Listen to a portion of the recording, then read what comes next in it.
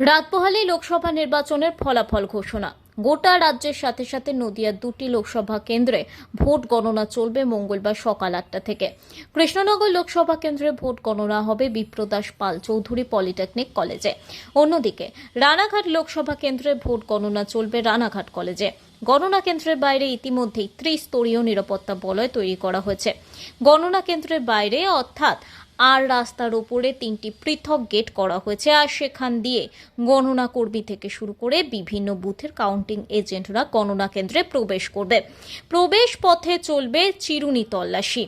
ভেতরে শুধুমাত্র কাগজপত্র বাদে কোনো কিছু নিয়ে যেতে দেওয়া হবে না বলে প্রশাসন সূত্রে জানানো হয়েছে। রাস্তার ধারে রাজ্য পুলিশ এবং ভেতরে কেন্দ্রীয় বাহিনী মোতায়েন করা হয়েছে। বিভিন্ন স্ট্রং রুমগুলোতে করা হয়েছে প্রহরারত অবস্থায় কেন্দ্রীয় বাহিনী। সেই সাথে সিসিটিভিতে চলছে নজরদারি। আজ থেকেই কৃষ্ণনগরে গণনা কেন্দ্রের বাইরে স্টেশন রোড রাস্তায় নো এন্ট্রি করে দেওয়া হয়েছে। বিভিন্ন চারচাকা গাড়ির ওপর বিধি নিষেধ রয়েছে। সব মিলিয়ে মঙ্গলবার নদিয়া জেলার দুটি লোকসভার গণনা কেন্দ্রে আঁটো নিরাপত্তার মধ্য দিয়ে শুরু হতে চলেছে ভোট। ভেন্যু যেটা আছে বিপিসিআইটি কৃষ্ণনগরের ক্ষেত্রে আর রানাঘাটের ক্ষেত্রে রানাঘাট কলেজ, এখানে কিন্তু আমাদের 3 টায়ার সিকিউরিটি কর্ডন থাকছে।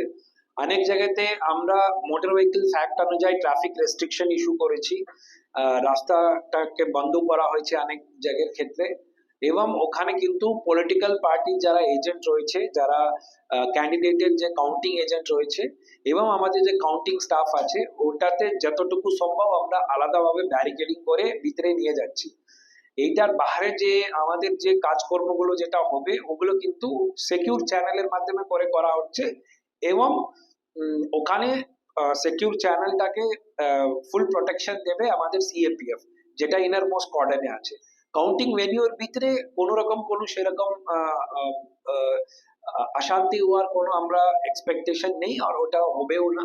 আর তার বাইরে যেটা আছে সেটার জন্য আমাদের পুলিশের সাথে রেগুলার যোগাযোগ আছে।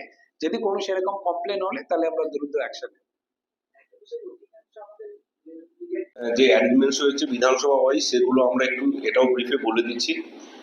12 কৃষ্ণনগর লোকসভা কেন্দ্রের 78, 73-তে আমাদের 23টা টেবিলে ইভিএম কাউন্টিং হবে। 79 পলাশিপাড়াতে 22টা টেবিলে ইভিএম কাউন্টিং আছে। 80 কালীগঞ্জ, সেখানেও 22টা টেবিল আছে যেখানে ইভিএম কাউন্টিং হবে। 81 নাকাশিপাড়াতেও 22টা টেবিল ইভিএম কাউন্টিং আছে। 82 চাবড়াতে 24টা টেবিলে ইভিএম কাউন্টিং হবে। 83 কৃষ্ণনগর উত্তরে 23টা টেবিলে ইভিএম কাউন্টিং হবে এবং 85 কৃষ্ণনগর দক্ষিণে 20টা টেবিলে ইভিএম কাউন্টিং হবে। অর্থাৎ মোট 156টা টেবিলে আমাদের 12 কৃষ্ণনগর লোকসভা কেন্দ্রে ইভিএম কাউন্টিং হবে। এছাড়া হচ্ছে যে পোস্টাল ব্যালট কাউন্টিং এর জন্য যে হল আছে সেখানে আমাদের মোট 40টা টেবিল আছে।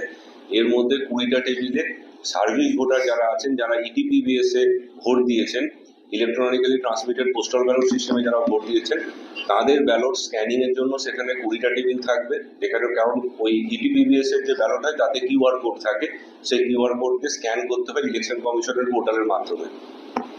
সেই স্ক্যানিং এর কাজের জন্য 20টা টেবিল আছে। এছাড়া 20টা টেবিল থাকবে যেখানে আমাদের পোস্টাল ব্যালট কাউন্টিং হবে।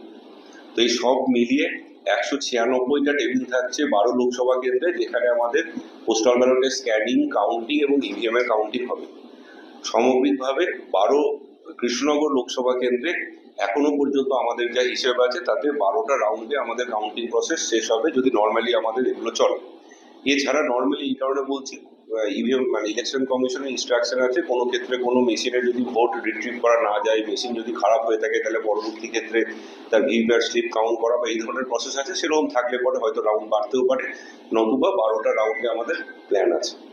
আন্ডারে যেটা প্ল্যান আছে ওই সেম প্রত্যেকটা বিধানসভা কেন্দ্রে